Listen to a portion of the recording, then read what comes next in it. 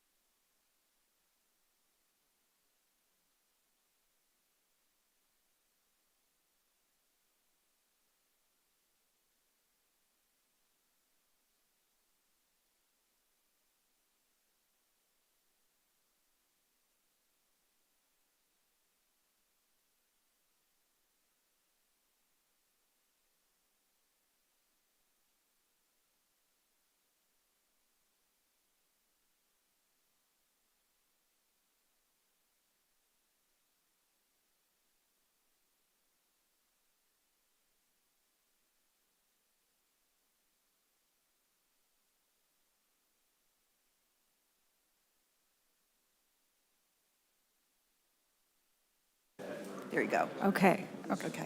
Thank you.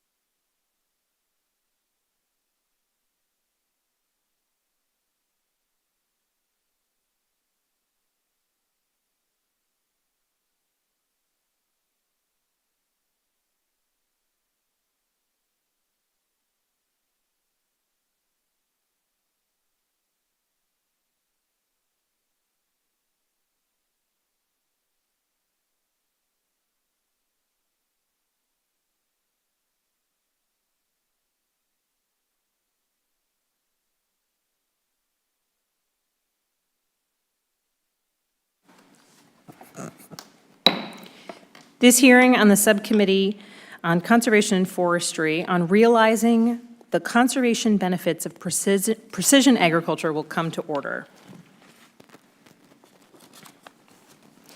Good afternoon. I would like to welcome everyone to the Conservation and Forestry Subcommittee's hearing on realizing the conservation benefits of precision agriculture. I'd like to thank Ranking Member LaMalfa for his engagement on this issue, as well as each subcommittee member for taking part in the hearing today. I'd like to welcome one of my constituents, Mr. Dustin Madison from Louisa County, Virginia. Dustin, I'm glad that we have your expertise from farming your own land and serving many other farmers informing our discussion today. Your knowledge from being a technical service provider for NRCS, a certified Virginia resource management planner, and a certified crop advisor will be especially useful. It was a real pleasure to visit Louisa County as part of my 2-day farm tour in August, and it's great to have you here today. I'd also like to welcome our other witnesses, Mr. Don Cameron and Dr. Heather Karsten. Thank you for traveling to Washington, D.C. to share your insight. As technology within the agriculture industry continues to make leaps and bounds, we're seeing farmers grow more food while more judiciously using inputs such as water and fertilizer. Precision agriculture offers producers opportunities to farm more efficiently and more sustainably. Farmers know that growing conditions can vary significantly, even within the same field, and these factors range from soil type and chemistry to fertility and productivity to the amount of water in the ground. Precision agriculture makes it possible to calculate how these differences translate into different levels of inputs, so that each part of the field is getting only as much as it needs. This means that farmers are saving time, fuel, and money while increasing their output. It's more efficient and it yields better crops. Precision technology has applications for animal agriculture as well. It is now possible to monitor the feed production, herd health, and energy use on farms to improve efficiency, productivity, and the quality of animal care. And central to our hearing today, precision agriculture enables farmers to enhance production and lower their costs, while at the same time delivering environmental benefits. Site-specific crop management translates into less soil erosion and nutrient runoff. It also improves soil health and water quality, while also providing insight into producers' environmental footprint and creating opportunities for them to adopt practices that enhance both yields and conservation. Today, I'm eager to discuss how farmers are using precision agriculture technologies, what successes they are experiencing, and what barriers are impairing their ability to implement precision ag. And how does this impact their productivity, their competitiveness in the United States and global markets, and their environmental footprint? It's also my hope that today's hearing can serve as a launchpad for us to discuss ways we here in the House of Representatives can help more farmers adopt these tools. And with that, I would like to recognize the ranking member, the distinguished gentleman from California, Congressman Doug LaMalfa, for 5 minutes. Thank you, Madam Chairman Spanberger, for holding today's hearing and the way we conduct this committee. I really appreciate it. Here, of course, as she mentioned, to examine the benefits of precision agriculture on conservation, which is indeed one of the many tools we have at our disposal to help improve conservation practices on farms and ranches. Indeed, rapid advance in technology over the last several years, I'd say several decades, has made precision agriculture more important because of the benefits it'll provide. Going back to the Dust Bowl era is really when we started learning the importance of this in this country. And the ASCS was formed, Ag Stabilization and Conservation Service. So you hear those words in there, stabilization and conservation. Very important, as well, the lessons we learned from the Dust Bowl era and since.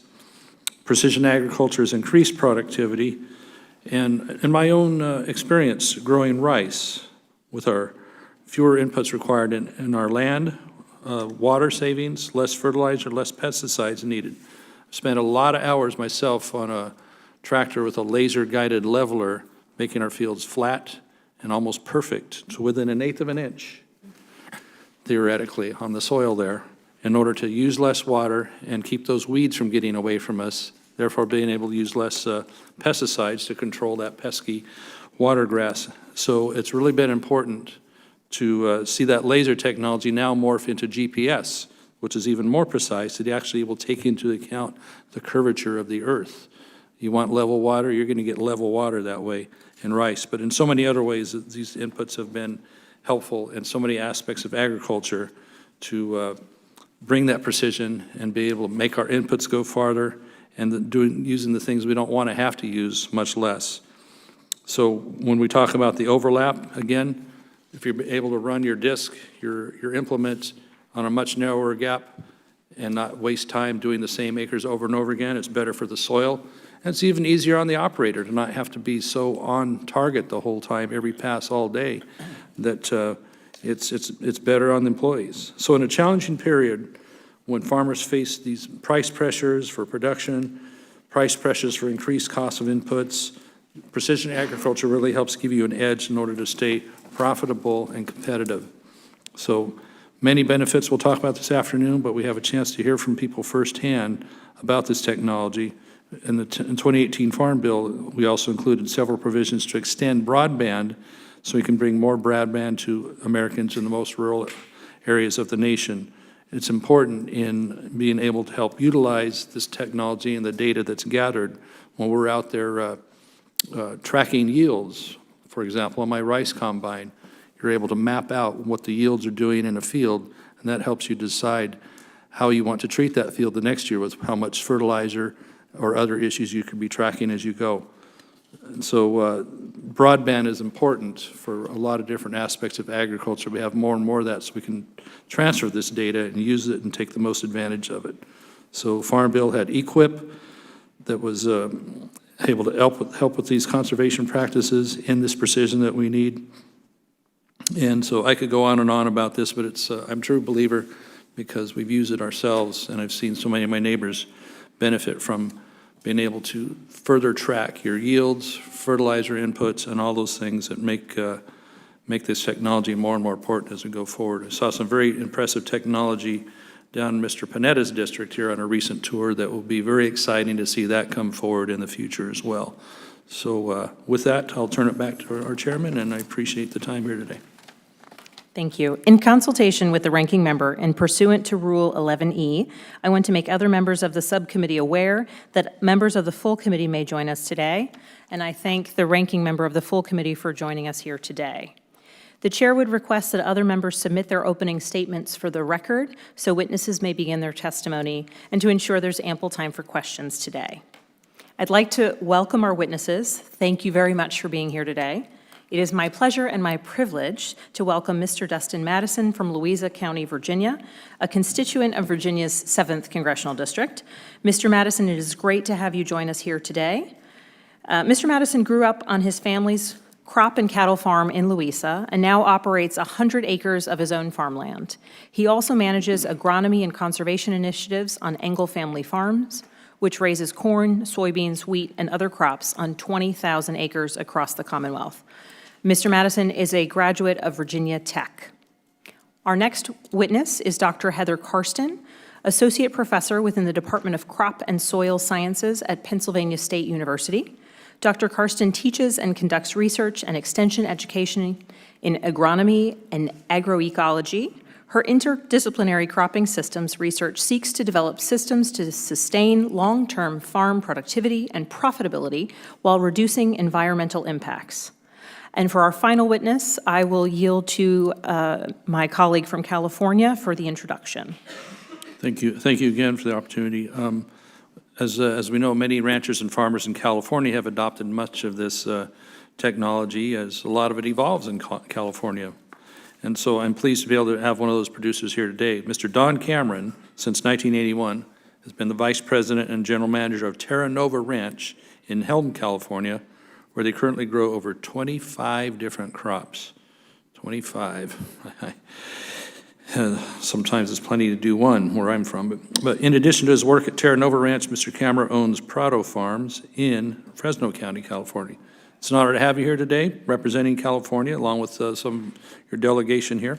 We have a panel of witnesses in front of us today, and I'm glad to have them travel here all the way to D.C. to spend time with us and help educate all of us, our staffs, and those that are going to see this testimony on TV. So thank you once again, Chair Spanberger, and I yield back.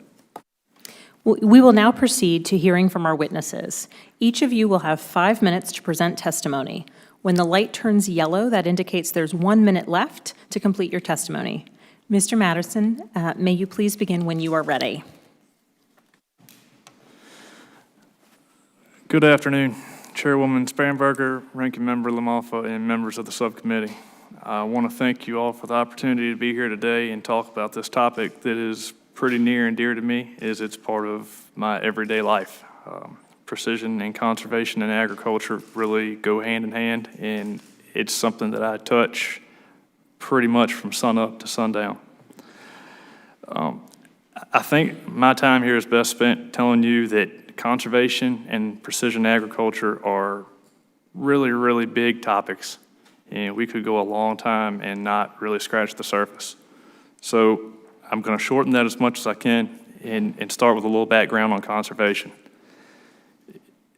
Even in the 90s, here in Virginia, conservation and agriculture were not even in the same conversation. They were two different things. We farmed, and then you recycled or clipped the little plastic rings around a six-pack so that you didn't hurt the birds and the fish. Two different worlds. Well, eventually, we figured out that wasn't a great idea. I could plow a field, and it could rain the next day. All my dirt, all my topsoil, all my nutrients would go down a hill into the creek, ending up somewhere in the Chesapeake Bay. If you fast forward to today, we do a lot better. No-till, cover crops, things like that are big conservation words, but they're a big part of our lives. That is a really big change. I don't think I can overstate that enough. Let's switch over to precision ag. In the 90s, it really wasn't a thing either. We didn't know we would have the capabilities to do some of the things we can do. We can farm down to an inch. Our fertilizer doesn't overlap. We know exactly where we are all the time. Our equipment is so good that we can watch movies on an iPad while we're planting and harvesting. We just have to hit pause to turn around. That's how far we've come. Now, one of the best parts about the precision ag and the conservation in ag is if you combine the two, we can really make ourselves a lot more profitable. And we can verify that. The precision ag allows us to look at our information after a year is over and say, hey, we did a better job, and we can see it in the bank account. That's the most important thing there is to farming, especially right now. If we can make better decisions and we can not lose money at the end of a year, that's huge. We never would have been able to quantify that without some of the benefits of precision ag, and we couldn't have recognized it without the benefits of conservation.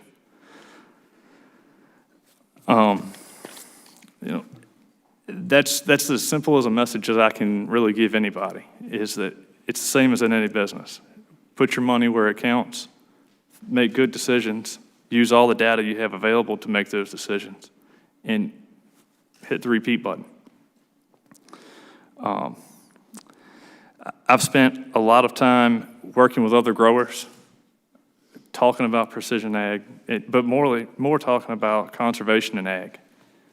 My role as a registered TSP through NRCS has given me the chance to go out and talk to people and see what they're doing now, what they could be doing, and maybe find out why they're not doing anything differently.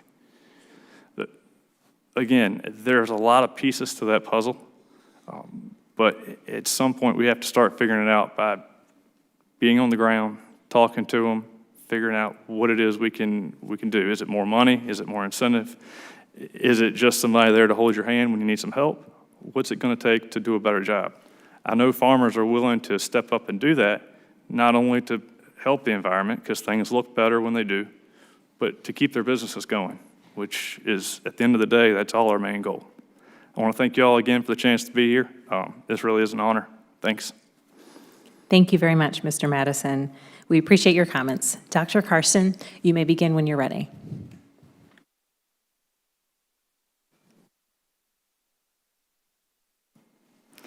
Thank you, Chair Spanberger and Ranking Member Lamalafa, and distinguished members of the committee for this opportunity to discuss the conservation benefits of precision agriculture, which are significant. Precision agriculture technologies enable farmers to understand and manage the spatial variability on their farms and better respond to changes during the season.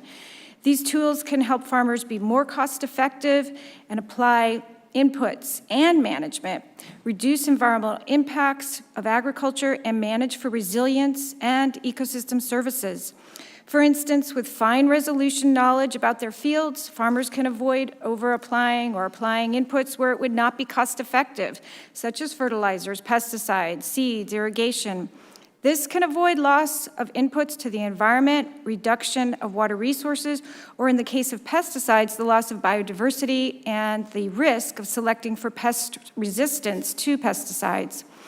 Precision agricultural technologies can also help farmers identify zones or subfields that could be more profitable with different management that can also provide conservation benefits. For instance, in zones that are not profitable or low profit, farmers might decide to plant different crops that are better suited and more profitable, or adopt conservation practices that can reduce erosion, build soil health, and be more resilient to climate change. There are zones that may be more vulnerable to extreme weather and may be better suited for conservation or set-aside plantings. And when they are assisted with decision support tools and decision support systems that include ecosystem, agroecosystem, computer simulation models, land managers can also evaluate the impact of possible management changes. Decision support systems can help them identify practices that best meet their goals, whether they include profitability, resilience to stress, long-term productivity, and environmental stewardship. The greatest barriers of farmer adoption, from what we understand, are the cost of capital investments needed to adopt precision technologies, the technical expertise needed, and the perceived risks of adoption. Land grants are ideally suited to address these adoption barriers. With our mission of education, research, and extension education, land grants can help farmers of all sizes benefit from precision technologies. We are, and we can do more to teach students to understand and benefit from the site-specific knowledge and precision ag tools to enhance their farm profitability and environmental benefits. Our graduates can contribute to developing these technologies and assisting others with adoption. Through research, we develop tools that can improve access to fine resolution information and work with farmers to provide more reliable recommendations. We can increase access with tools that are low cost, free online, or open access or open source, and we can improve our understanding and the predictions of how agroecosystems respond to management changes and extreme weather, so that we can better identify which crops, soils, pest, and water management practices are most resilient, profitable, and environmentally friendly. And finally, through extension, we can help farmers adopt precision agricultural technology and evaluate the tools on their farms. Through that boots-on-the-ground approach, extension can assist growers and others in the agricultural community, including folks in our assistance agencies, consultants, and input providers to help benefit farmers in conservation goals and long-term sustainable productivity. Thank you. I look forward to taking your questions. Thank you. Mr. Cameron, you may proceed when you are ready. Thank you, Chairwoman Spanberger and Ranking Member LaMalfa and members of the subcommittee for the opportunity to testify today on behalf of the California Farm Bureau Federation. I'm Don Cameron, President and General Manager of Terra Nova Ranch in Helm, California, which is in the central San Joaquin Valley. I also serve as President for the California State Board of Food and Agriculture. The California Farm Bureau represents nearly 36,000 members across 53 counties, contributing to the largest ag economy of any state in the nation. Our farmers and ranchers provide food, fiber, and feed for our local communities, the nation, and across the globe. At Terra Nova, as you heard, we produce about 25 different crops on 7,000 acres.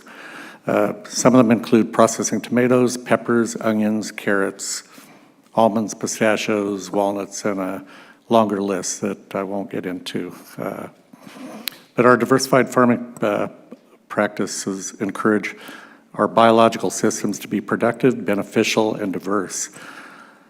Our on-farm practices include building infrastructure to implement on-farm groundwater recharge, installation of pressurized irrigation systems, installation of solar generation systems, and irrigation technologies for energy efficiency using practices that help maintain a diverse wildlife habitat, and upgrading our farm equipment with cleaner engines for better air quality. I wish to raise several considerations for the subcommittee to be aware of as you consider federal policy relative to conservation, precision agriculture, and water certainty. First, it's essential that farms have flexibility to try new ways of farming that might improve their practices. While we've had great success in some areas, we've also had failures in others. The adoption of processes that can be extremely costly and time-consuming. Practices that work well for our operation do not necessarily work well for the neighboring operation or for another farming region. Second, farmers and ranchers are at the ready to adopt new technologies and practices, but it's critical that they're readily available, scientifically trialed, and affordable to the operation and the crops being grown. Pressurized irrigation systems are generally more costly to install and operate than furrow irrigation techniques and may not be economically feasible for every crop or operation. Additionally, these systems may rely on a new skill set and additional investments in training that need to be made. Third, we must also be cognizant of the unintended consequences that can exist with resource decision-making. Industrial pumps, motors, on-demand pressurized drip lines, tailwater recovery, recirculation of water for the reuse can result in increased energy demand and a time shift on when energy demand occurs. While precision agriculture can assist producers while reducing their consumptive water use, the unintended consequences can be less water returning to the groundwater below the crop. In light of these considerations I offered above, also follow the following recommendations to the subcommittee for consideration. First, the Environmental Quality Incentives Program is by far the most utilized program in California, assisting producers achieving greater conservation goals. We particularly thank you for including funding for the air quality incentives, which have been incredibly important to farmers in California who face strict air quality standards. The RCPP has also allowed infrastructure conveyance to be extended in many areas with groundwater recharge projects like ourselves. It's essential that NRCS technical assistance funding is commensurate to voluntary financial assistance levels, assisting producers with their adoption. Secondly, it's important to realize that there's no one-size-that-fits-all for precision ag practices.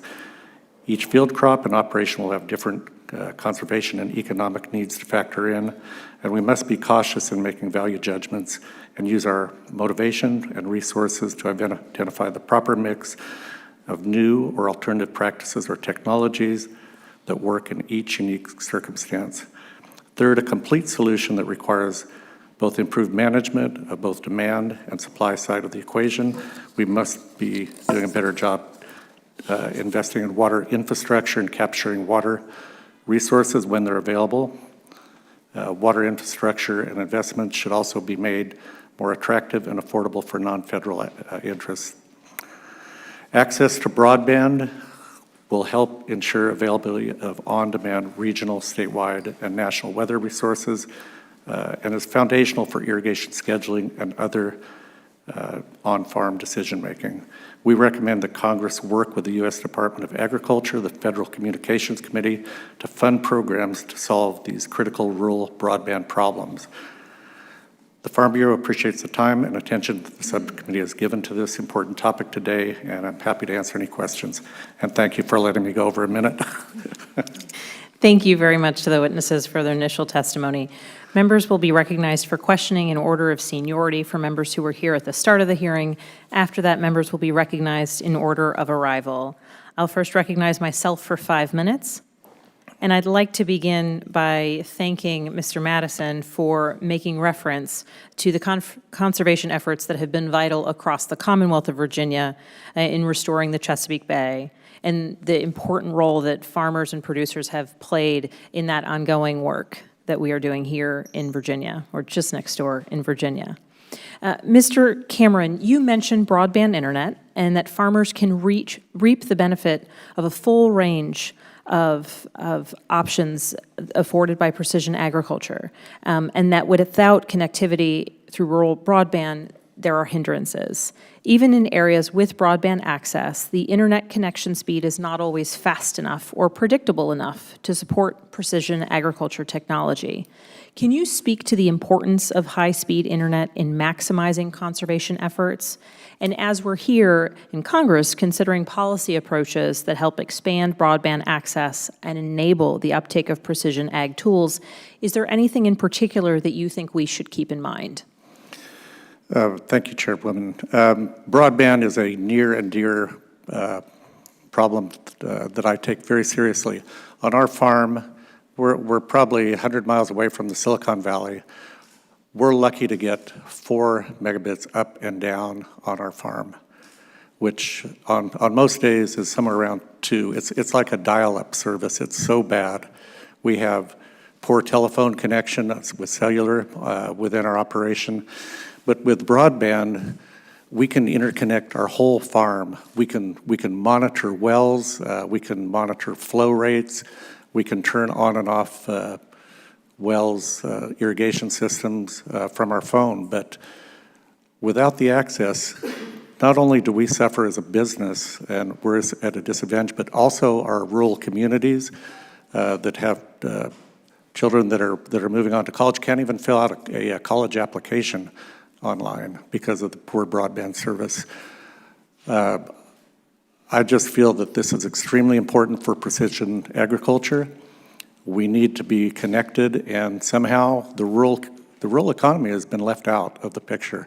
When I hear of 1 gigabyte in some cities in California, you know, I just can't believe that we can't do better. Thank you very much. And Mr. Madison, in your work as a farmer, a consultant, and a member of multiple advisory committees, which federal programs that aim to facilitate the adoption of precision agriculture tools do you see as particularly relevant in Central Virginia? And how could these programs be improved, in your opinion? And I also welcome you to comment on the question I posed to Mr. Cameron related to broadband and how lack of accessibility, lack of access in Louisa County impacts your day-to-day work. Thanks. I'm going to start with the broadband. I'm going to look at it a little bit differently and say that a lot of what we use internet access for in precision ag on our farm is the work that happens after the season and before the season. That's where all the planning comes into play that makes the precision ag piece work in the field. That's a lot of internet usage. I can't take my laptop and sit in McDonald's all day to find Wi-Fi to do this kind of stuff. You know, our business depends on it.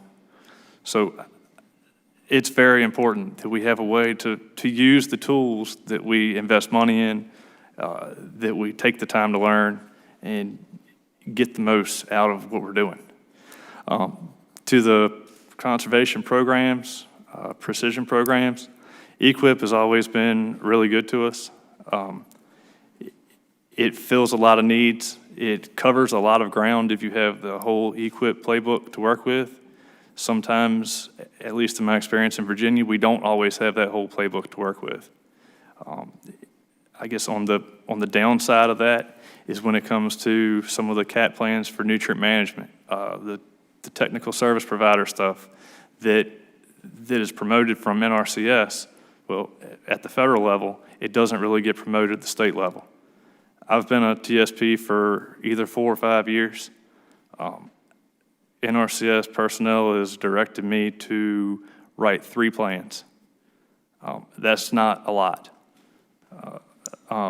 There's a lot of opening for it. The plans that I've written, everybody was really into it. They were glad they were getting something, because if they didn't have that, they would have gone back to old style practices, throw a bunch of fertilizer out there, see what happens. So we've got really good programs. We just need a little bit more follow through on them at the state level. Thank you very much.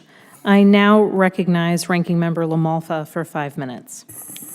Thank you again. Mr. Cameron, let's just, get to the nuts and bolts of this. How is conservation associated with or helped with, as we see farm income struggling and the condition of agriculture in this country is pretty rough. How has conservation helped you with your bottom line going forward? I know that when we adopted subsurface drip irrigation on our farm with precise application of nutrients, insecticides, and water, that we actually found our water use decreased by 30%, and that our yield increased by 25% on processing tomatoes. We did a one-year trial in 2009, and then in 2010, we converted every acre we had of tomatoes and started with some of the other crops to subsurface drip irrigation. So we had an immediate benefit from that. We were ahead of the curve, so we were able to capture better income for quite a few years before the rest of the industry caught up with what we had done. That allowed us to purchase new equipment with cleaner engines. So it was almost like a snowball effect that once we got started down that track, it gave us additional income that we could spend to improve other operations of the farm. So we found that some of these precision techniques have been really beneficial to us over the years. Thank you. Mr. Madison, you care to add to that? I would say the same thing in a lot of our regards, especially, and there were some initial advantages to going down some conservation routes, but over time, they get amplified. No-till gets better as you stick with it. Cover crop in a field gets better as you stick with it. More targeted fertilizer application typically saves you money more each year you do it. There's a lot of opportunity for that to build upon itself. So I would say it's a really big deal in what we do. Yeah, thank you. And I note that on the fertilizer application, if you can tailor it to what the need is, you get uniformity of yield, or you get closer to that, which helps with ripening and timing on harvest.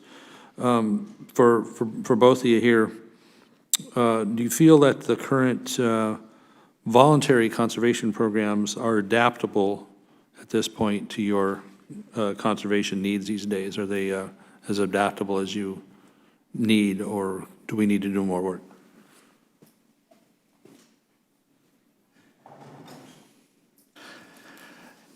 So the programs that, a lot of the conservation programs, these conservation reserve programs really haven't been effective or that effective in California in the typical agriculture production areas, because we tend to farm every square inch that we have. We just feel that that's the way we need to be profitable. We've taken a slightly different approach to that lately, and are dedicating part of our farm to different pollinator habitats. We have a monarch project where we put in milkweed with Environmental Defense Fund. We've made partnerships with Sustainable Conservation, UC Davis, some of the universities to do some additional precision work on the farm. But as far as, like I say, we think EQIP is great. We think the RCPP program is excellent for a larger area, bringing farmers together for one goal. We think it's a very effective way to bring new infrastructure on farm and onto the region. Mr. Madison, you agree, or how's it look for you? Yeah, definitely. Voluntary conservation efforts, even if they may be incentivized from EQIP or RCPP or any other thing that we can find, they're all beneficial. You don't have to twist people's arm too much to get them to go down that route of some conservation practices once they see a year or two down the road that they did realize an advantage. Yeah, I agree. Okay, I yield back, Madam Chair. Thank you. Thank you. I now recognize the gentleman from Arizona for 5 minutes. Madam Chair, thank you for scheduling this hearing on the important conservation benefits of using precision agriculture. The University of Arizona operates the Maricopa Agriculture Center in my district in partnership with the USDA. The MAC is dedicated to developing and delivering the best integrated agriculture technologies for problems faced by Arizona consumers and producers. One example of their work includes using drones equipped with special imaging sensors to monitor crop development. This technology provides researchers with more precision information on the crop's condition. I have scratched out a lot of my statement here because what I've heard is, I'm concerned with what I've heard today. You know, it's like rural Arizona has been forgotten, and America has been forgotten in the technology and knowledge-based economy. My district is the size of Illinois. I go around my district, and 50% of the time, not only can't I connect to the internet, I don't have cell coverage at all. And that's a problem in the West especially. You go down in a valley somewhere, even if you're close to town, you're missing it. I heard Mr. Madison easily describe getting to a McDonald's. In many of the towns in my area, McDonald's is the after-school program to get onto the internet. I just I don't understand a country that was able to get telephone to every bit of this country is in this situation today. And if we expect the people of rural America to do what we need them to do and keep them there and allow them to have a quality of life, then we have to do something much better than we are. Now, urban America, with all this high speed and everything, they get their water from rural America, their food from rural America, their energy from rural America. The whole concept of transportation, that's where in many cases, their vacation home is at. That's where they go on tourism. And we have to have people out there. They don't need to be moving into cities, and yet we have our young people, after they get out of college, hopefully, if they're able to get there because of lack of educational opportunity, we have them going to cities in order to find jobs and leaving farming and the agriculture industry. Our country can't afford to go down this path any further.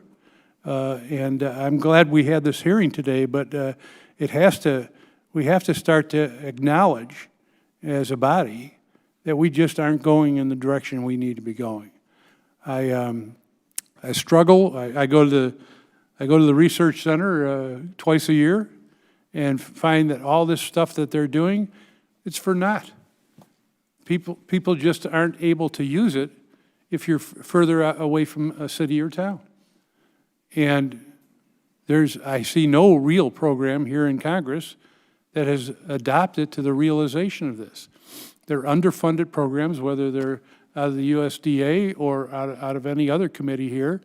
They're not coordinated.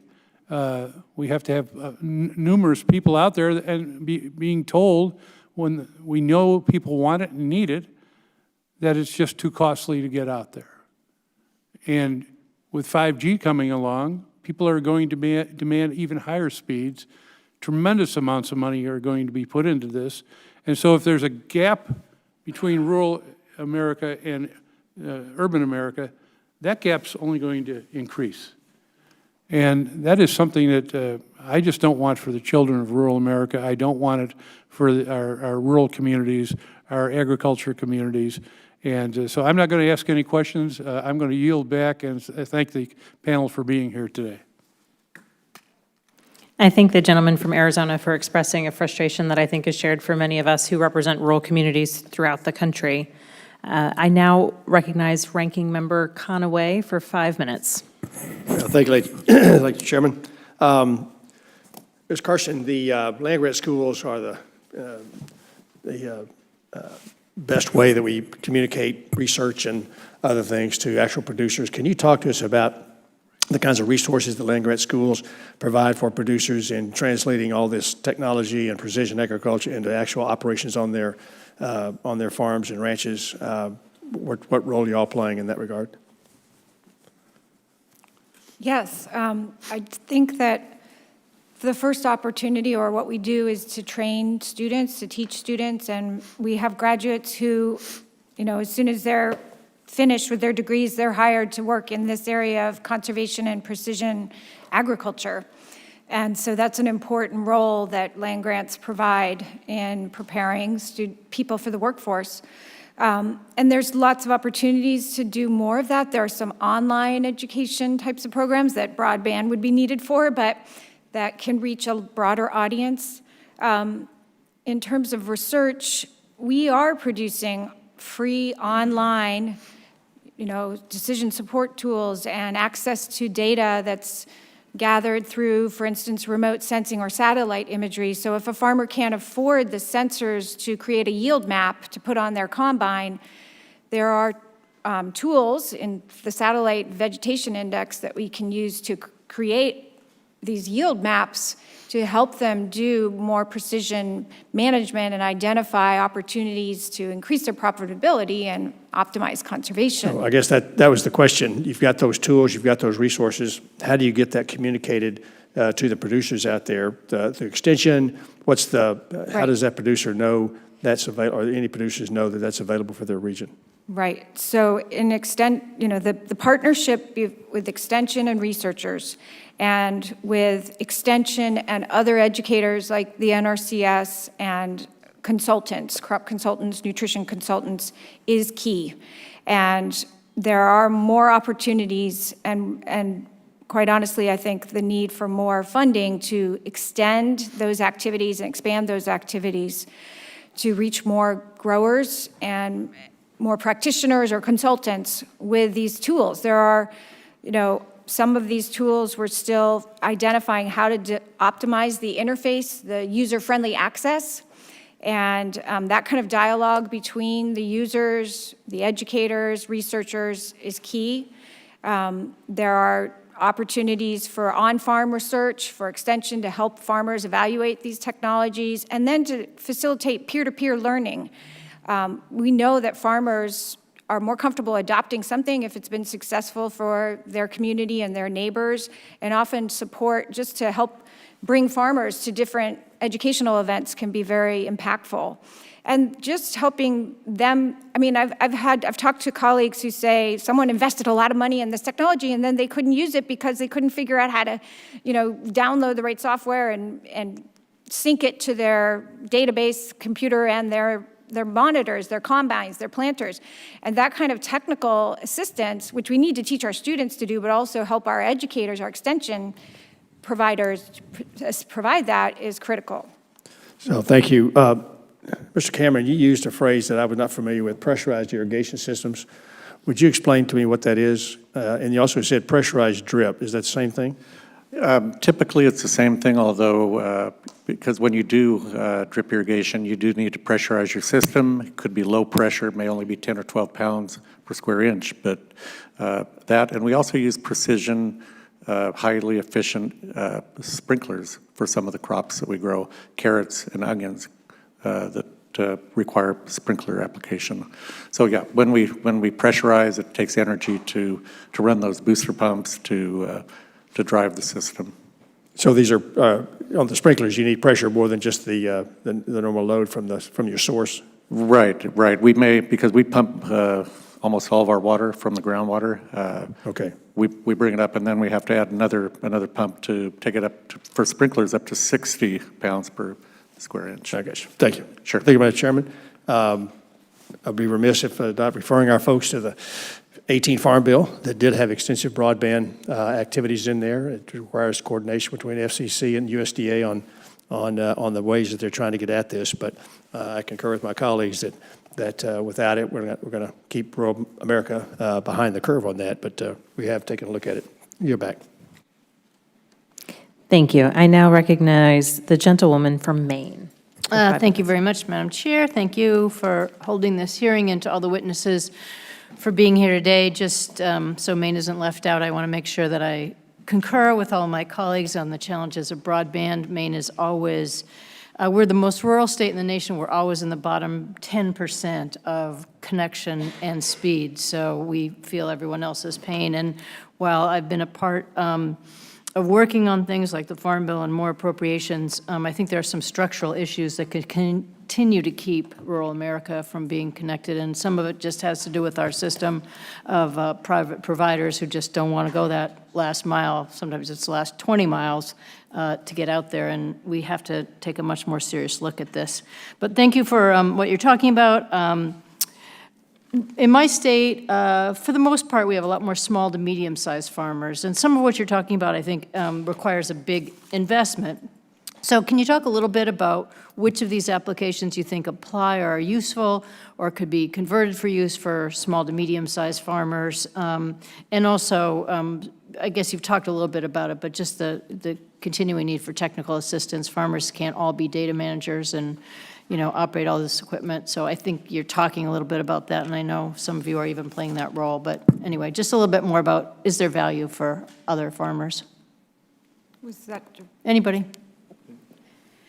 I would offer that we know that we can help farmers have access to yield maps to better site-specific manage subzones or fields or subfields without necessarily having only the yield monitor maps. And that's an example, I think, of how there are opportunities for farmers of all different sizes to then fine-tune their management and make sure what they use in that location is profitable and that it is going to be long-term, profitable in the long term. If they can adopt more diverse rotations and conservation practices like reduced tillage and continuous cover, they can retain more nutrients on their farm, they can interrupt pest life cycles, provide habitat for beneficials, and there are multiple benefits that come with these conservation practices like soil health and resilience to stress. Mm-hmm.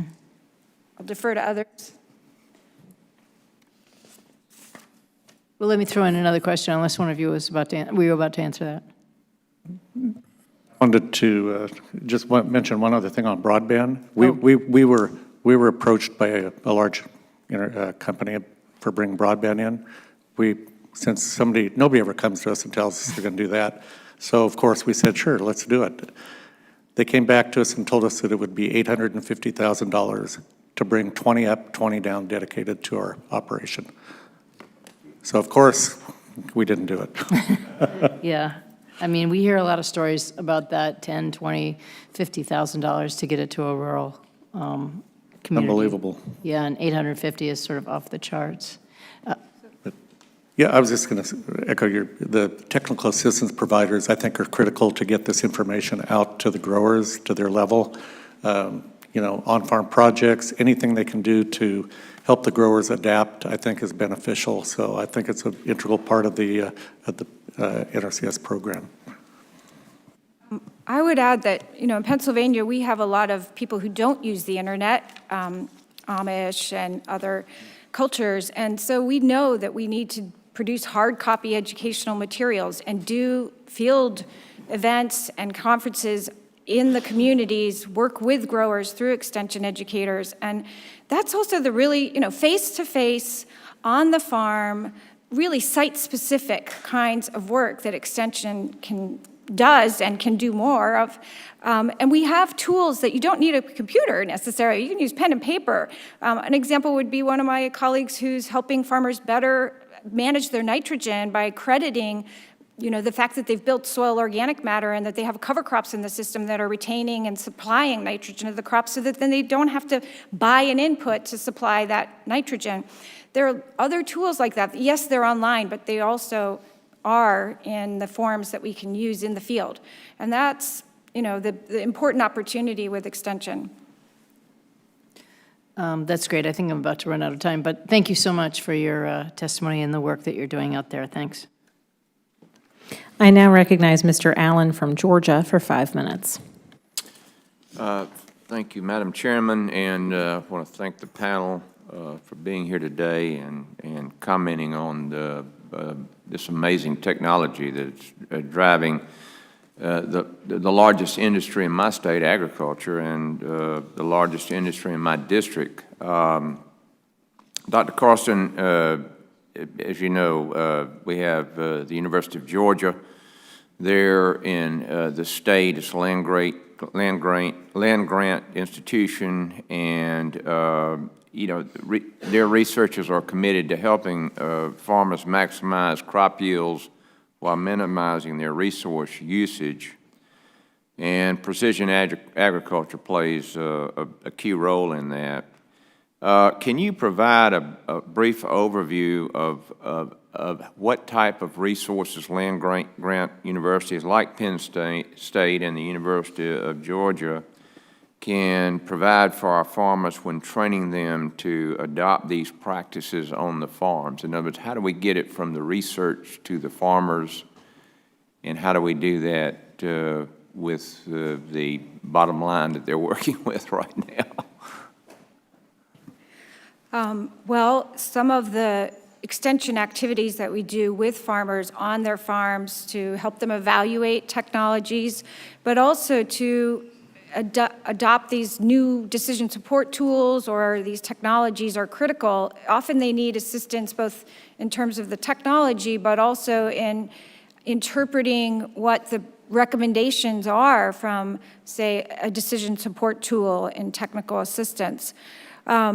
There's also, we see a lot of our graduates are the people who go out and provide that technical assistance, and it's not only through extension, although that's a very critical role, but because they go to work in the workforce in other agencies, and that partnership that land grants provide to work with input providers or the folks developing some of this technology can keep the communication about, well, how do we make this available and accessible?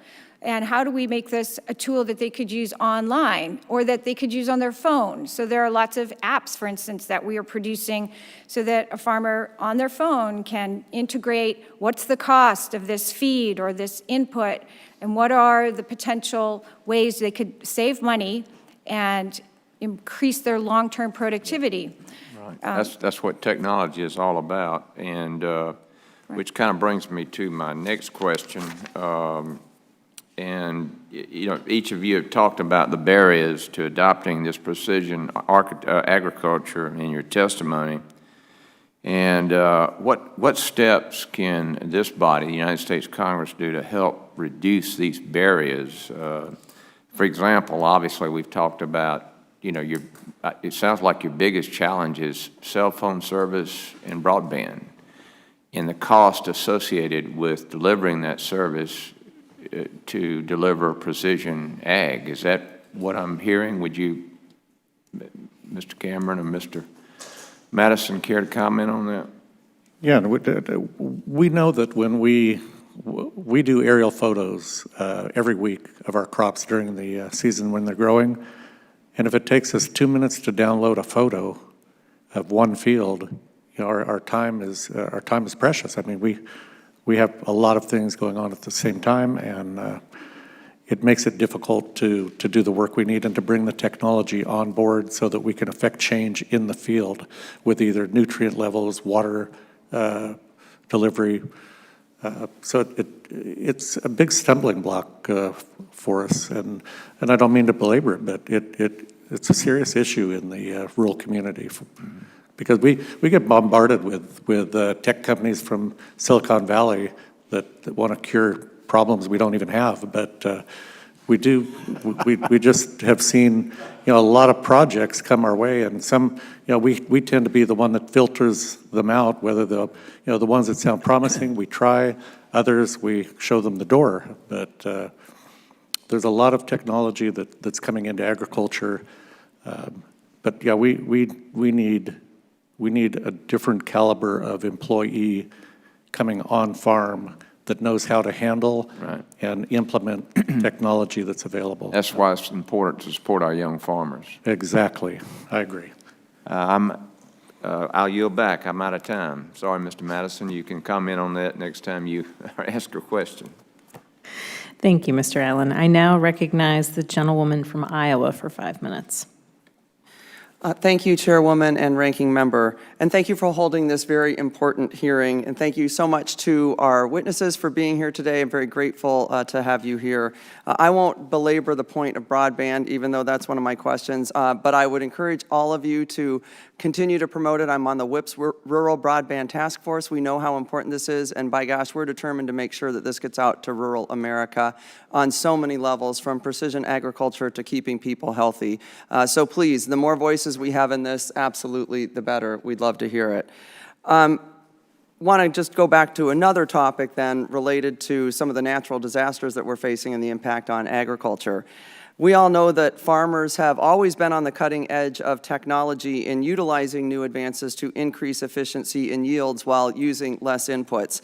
Over the last few decades, we've seen a heck of a lot of movement in this. We've seen farms integrate satellite technology to better manage their acres and to make smarter decisions with better information. And since 1960, the average yield per acre of seed corn has more than tripled, largely due to improved technology and adoption of precision ag, which has led to significant benefits for conservation by reducing inputs, leading to less waste and more efficient use of energy. So the benefits of precision agriculture are clear, and I'm glad we're here today to discuss that and what we can continue to do further when it comes to resiliency. If you haven't seen the news lately, farmers in my district have had a real tough year. I'm from Iowa's 3rd district, with issues of low commodity prices being exacerbated by a trade war and, of course, a biofuels program that's being undermined. And on top of this, we've had record amounts of water, and then some of the worst flooding we've seen in my district. It's literally been the most historic flooding. So we're in bad straits there. The flooding has devastated communities around the Missouri River and resulted in over 100,000 farm acres being flooded and billions of dollars of damage. And while, of course, flood prevention is our #1 priority in making these folks whole and making sure that we cover things like uninsured grain and bins, we must also be prepared for recovery and work to improve resiliency. Dr. Karsten, I'm wondering, farmers in my district and across the Midwest have seen changing rainfall patterns in recent years, and as farmers adjust to unpredictable weather and changes in precipitation, how can precision agriculture technology help our farms grow more resilient against these issues? Yes, I think that the example of using the landscape variability to identify regions that are most vulnerable to extreme weather events, that have shallow soils, low organic matter, et cetera, and have not yielded profitably consistently over time is an excellent example of how those regions can be managed specifically for best, long-term productivity and profitability. And so that might mean that a farmer can identify a zone that's in a floodplain or that's very shallow on a steep slope that would be better served than the typical annual crop rotation that they have by planting perennials, that once they're planted, they're established for many, many years, and they can retain water and nutrients, but with those deep root systems and maintain productivity either for forages or biofuel, energy crops, or bedding, and still produce a profitable product in a region that they would have actually been losing money and would have frequently experienced the impacts of these extreme weather events. So that kind of site-specific, opportunity is, I think, prime, and there's lots of examples of research in Iowa that have identified these zones that are losing money, very significant losses that can be overcome with site-specific management and things like perennials or conservation practices that build soil health and increase water infiltration and resilience to stress. We want to defer. So when I look at resiliency in agriculture, we look at healthy soils. We know that we can build increased organic matter, sequester carbon, ways that we can hold water longer, which you may not have wanted this year. But in California, we went through a 5-year drought, and believe me, every drop of water we want to hold either above ground or below ground for use at a later time. With better soil health, I think you can control your nutrients. They're not going to be leaching. They're just great ways that you can increase production. Even, we're looking in California at a program of incorporating a whole almond orchard at the end of its life, chipping it and putting all of that biomass back into the ground so that carbon will be sequestered, and you'll have additional organic matter long term. So I think we're working in California the same as you do at the federal level to improve soil health. Thank you. When we'd trade water with you any day, if we could. We'd love it. Thank you, Ms. Axney. The chair now recognizes the gentlewoman from Washington State for 5 minutes. Thank you, Madam Chairwoman, and thank you for letting me crash your subcommittee, I think twice in about a week here. I want to thank you all for being here. And Mr. Madison, you raised a really interesting topic that I'm hoping you can expand on. It's the use of the TSPs, the technical service providers, to support NRCS staff in the field. And one of the things that I routinely hear from my farmers who are trying to do the right thing with resilient farming and healthy soil and drill seeding machines is that they need additional technical assistance to help them enroll in conservation programs and then do the work. And so I was wondering if you could speak about your experience and what technical service providers can offer farmers. Yeah, a TSP is basically a privatized NRCS employee. We can write the conservation plans, we can inspect them, we can kind of offer advice, do a lot of that face-to-face thing with a grower that the NRCS staff does, but we're not full-time employees. So that's supposed to be the best of both worlds. I think part of what makes that a successful kind of program, as long as it's promoted to growers, is that a farmer, a customer farmer to NRCS can work through some of this stuff without having to go to the government to get help. And they're still going through that process, but inherently, farmers at some point don't want to go sit in a government office to work through conservation issues. That's just the way it is. If they can go to another grower or a private individual and work through some of that, they tend to be a little more open. It's a little bit easier process to get through. And it's a cumbersome process no matter how you go about it. So anything you can do to make it easier is going to really increase the chance that it's successful at the end of the project. And I understand that about the government offices. What kind of training did you go through? Was it all kind of in your own experience training? How did you learn and then leverage to help your colleagues? It's basically, your past experience. I had to provide references from growers who I'd worked with in the past.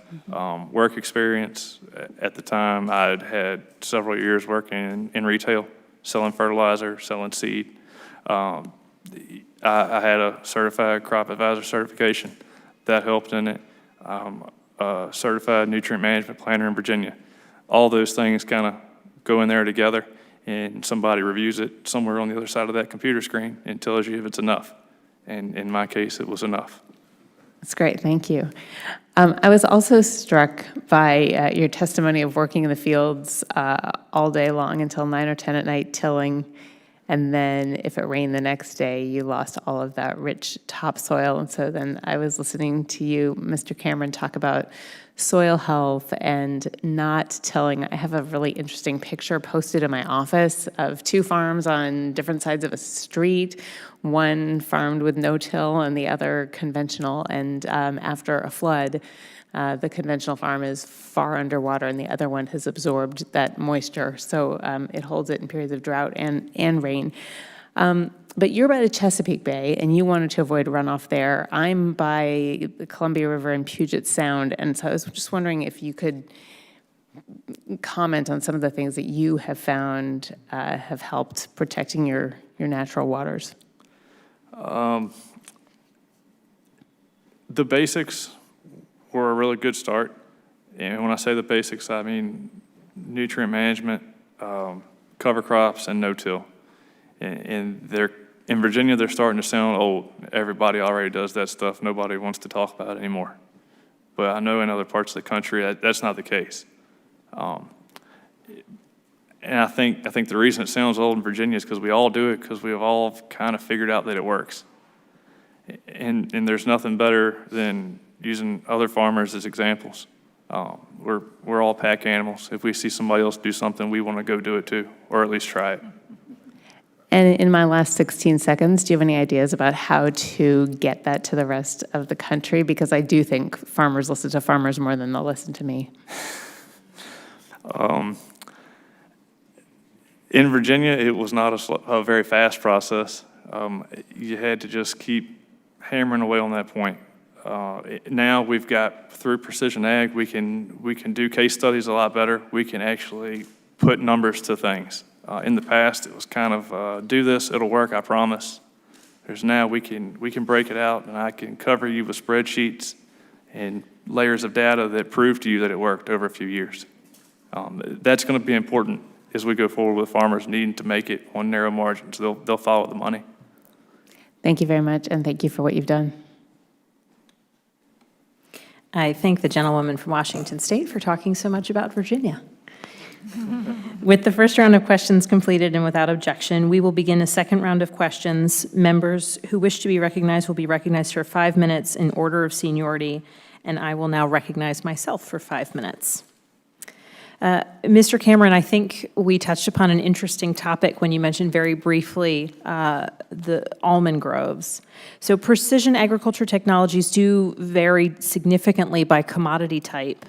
And unlike row crops, not all specialty crops are planted annually. And additionally, specialty crops tend to have unique planting, harvesting, packaging processes, and production operations. What role have you seen, or what role can precision agriculture play when it comes to other crops beyond row crops?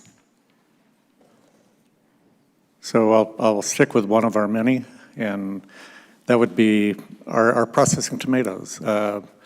You know, we research varieties that we want to grow prior to planting.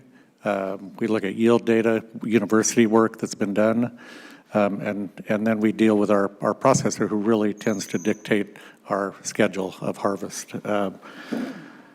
But when we look at a crop like that, we use precision irrigation for watering. We do petiole soil tests. We monitor the plant as it grows. We apply the fertilizer that's only what's needed, and we have irrigation scheduling, so we monitor the inputs very closely. But when we get to harvest, we harvest 24 hours, 7 days a week, from early July until October. And when a load of our tomatoes, a 25-ton load of tomatoes, heads to a cannery, we get a grade from the California Department of Food and Ag that I can access 5 minutes after the load gets to the cannery. It puts it by variety, by field. It'll calculate the income from that load. It'll show me any deductions that I may have.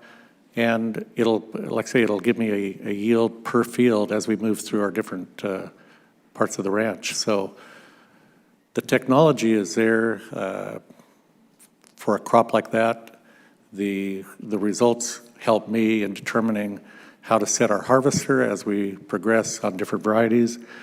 And I guess that takes you to harvest. I mean, it's pretty intense, but it's very, really the information we get instantaneously. But like I say, we either have to have a phone connection or the broadband, so. And if you wouldn't mind just answering a couple questions related to that process. So you said within 5 minutes you're getting information back from the cannery related to that, those tomatoes. So when that's happening early in the season, based on that feedback, are you able to, or do you frequently make adjustments to your crop based on what you're hearing back from the cannery? Yes, we can make adjustments. We can either, you know, we have electronics on our cannery, on our harvester that will actually put green tomatoes back on the ground. If we may have an issue with the harvester, it'll show us immediately from the time it leaves, from the time it's picked to the time it hits the canner, the grade station. is probably within 2 hours or less. So we can make adjustments to our harvester. We can get a hold of our guys. They can access this at 2 o'clock in the morning in the field, provided they have a connection. So, yeah, no, it's extremely valuable, and we will adjust moving forward. We'll either slow down harvest or speed up harvest, depending on the quality we see. So it's really informative. Thank you very much, Mr. Cameron. And Mr. Madison, with your experiences, if you could just talk for a moment about some of the precision ag technology that you employ on your farm, whether your experiences are similar in terms of your ability to adjust relatively quickly, or how it impacts your day-to-day in Virginia. Yeah, our biggest assets as far as precision go, yield monitors they kind of grade us at the end of the year, tell us what we did right, what we did wrong, or tell us if we tried something new, whether or not that worked. All of our GPS technology is somehow tied back to the precision work that we set up at the beginning of the year, whether it's not overlapping seed, not overlapping fertilizer, making sure we're putting everything in really exactly where it needs to go. The big difference in commodity farming, after we get that grade at the end of the year, we don't get to change anything for 6 months. We don't get to change a lot on the go.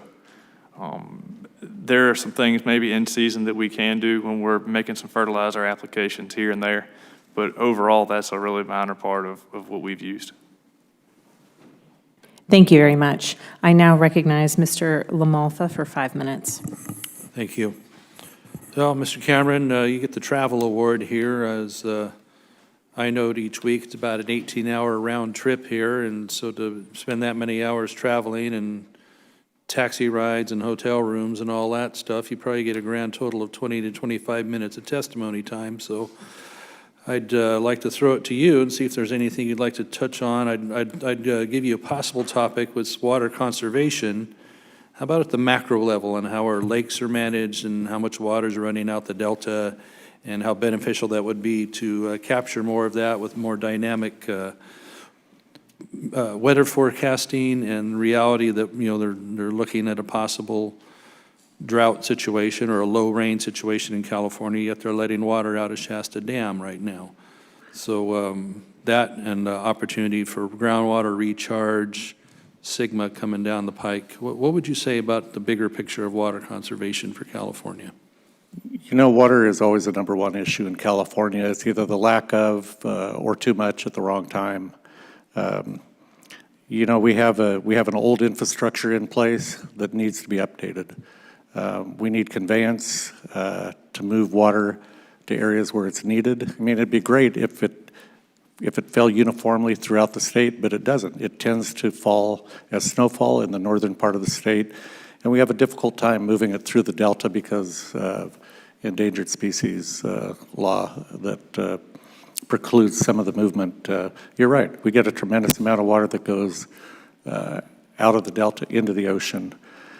You know, we figured out a long time ago that it was, you know, we saw declining water tables in our region and decided to do something about it, and that was to take floodwater and move it on farm and start recharging groundwater. But like I say, the projects like that are expensive. We got help from a grant from the Department of Water Resources in California. It was supposed to be a $5 million grant plus a $2 million match on our side. Because of all the reporting, the environmental regulations that we had and hoops we had to jump through and agreements we had to get in place, it took us 6 years from the time we got the grant till the time we started construction, which was last year. We hope to have it finished this year, but the price in the meantime went up to about $11 to $12 million. So we know that these projects are costly, but I think the growers in California understand without it. You know, the prediction is we're going to be seeing anywhere from 500,000 to 1 million acres of farmland in Central California being idled in the next 20 years with sustainable groundwater management. So we need real solutions. We have a treasure. We have a national treasure in the San Joaquin Valley, and to see it sit idle because of a lack of water is wrong. Yeah, we have the opportunity to raise Shasta Dam 18 feet, 600,000 more acre feet on those years that it would fill, and then the opportunity right now to be filling San Luis Reservoir. Do you draw from San Luis? I do on one farm, but the majority is pumped groundwater, which is really under the microscope right now. Does anybody disagree that the groundwater recharge and the infrastructure needed for that, does anybody disagree with those projects? Is there environmental groups that are against that? From what we've seen, we have a great amount of support, although I did find one person at a meeting that was outspoken that for whatever reason didn't think that was a good idea. We understand that you know, with groundwater recharge on farmland, you have to have a different set of best practices.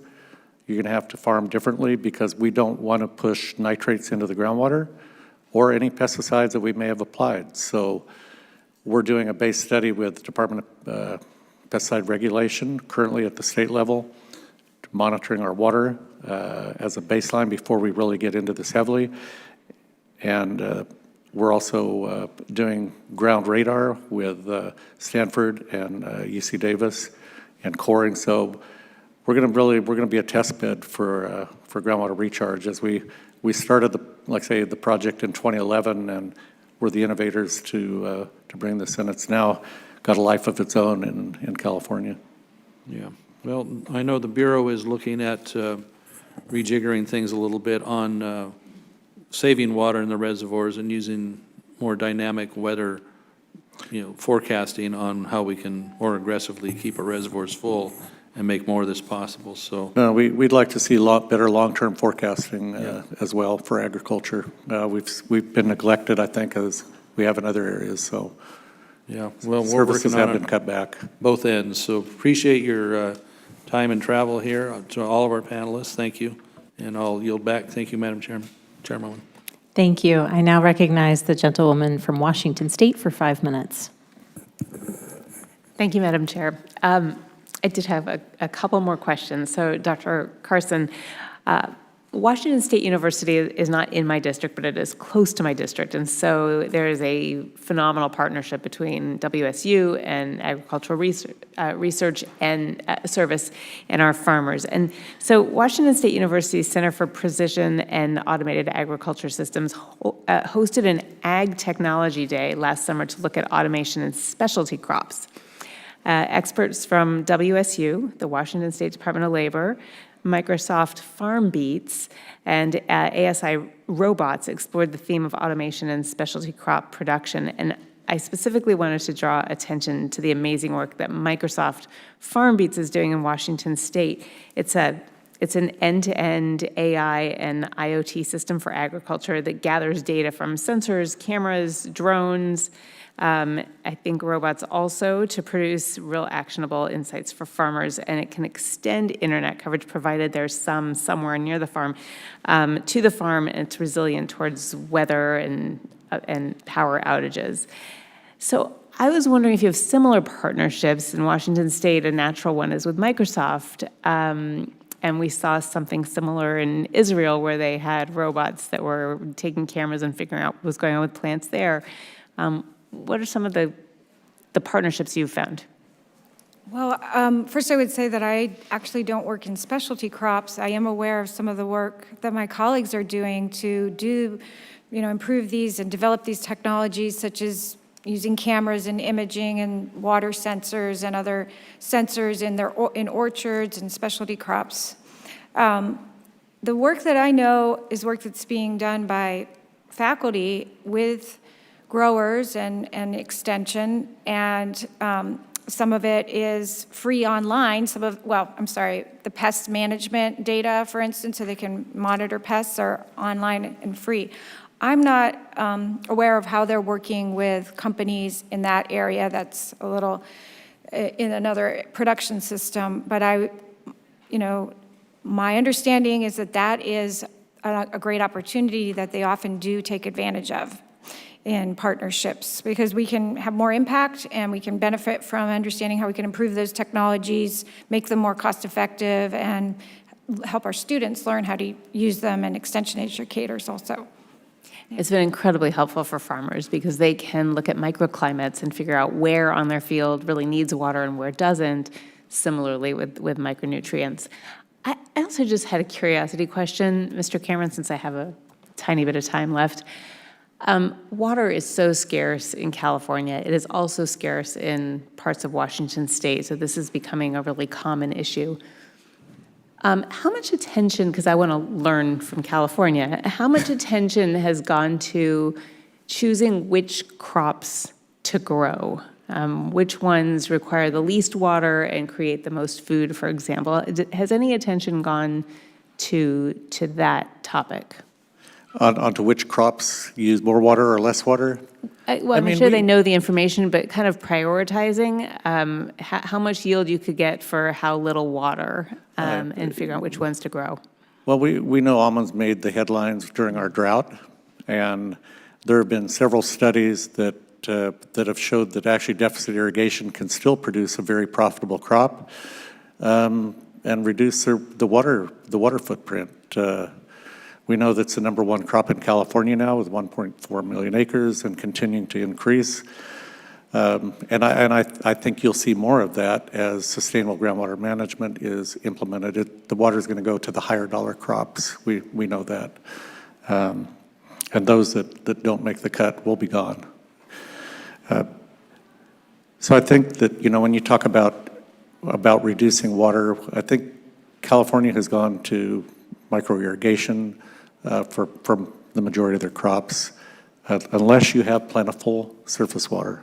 There's a big distinction between the two. And I think that's what's driven a lot of the technology in California, is the high cost or the unavailability of water, to where we have become extremely efficient in the water usage on the crops we grow. So, but yeah, maybe we can do more. Thank you. It's super interesting. And we even found out that in Israel, they've found that brackish water makes their watermelons taste better. And so they've been able to use that. Anyway, thank you very much. Thank you to all of you. There has been brackish water being filtered and used in agriculture, yeah, and blended. Thank you. Super interesting. Thank you all for your testimony and your candor in answering our questions today. What I'm hearing is really remarkable, and I hope others are hearing it too. Farmers are at the forefront of adopting revolutionary new technologies that will enable us to meet our shared goal of food security, while at the same time carefully and strategically managing environmental impacts. I would like to take a moment to put the speed of this remarkable technological march into perspective. If the average age of the U.S. farmer is almost 60 years old, many of our farmers grew up farming with their parents, managing their crops using time-tested tools of intuition and instinct. And many of those men and women farming today with their kids have the ability to generate a multidimensional digital model of their operations.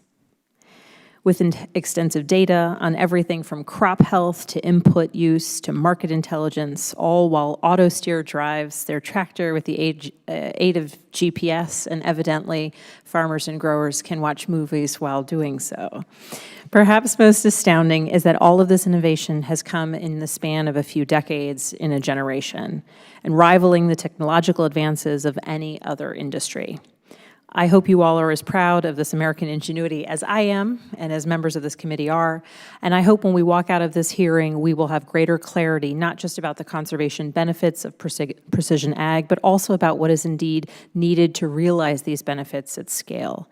We've spoken a lot today about the need for broadband internet and the impact that lack of internet infrastructure has on the ability of farmers and producers to use these incredible technologies. And while the picture that I've described is true for many farmers, those without that access to broadband face financial uncertainty as they are not able to implement the technologies that in many cases they have already paid for. As representatives for our constituents and members of this committee, we have a responsibility to take up the challenge to improve the outcomes, not just on the fields and across ecosystems, but for our rural communities, the communities that are working tirelessly to put the food on the table that we all eat. I thank you all for joining us today, and I give a special thanks to agriculture and conservation expert Dustin Madison, who joined us from Louisa County in Virginia. And with that, I thank you all for your time. I thank you for joining us, and I now close this hearing of the Conservation and Forestry Subcommittee. And under the rules of the committee, the record of today's hearing will remain open for 10 calendar days to receive additional material and supplementary written responses from the witnesses to any question posed by a member. This hearing of the Subcommittee on Conservation and Forestry is now adjourned.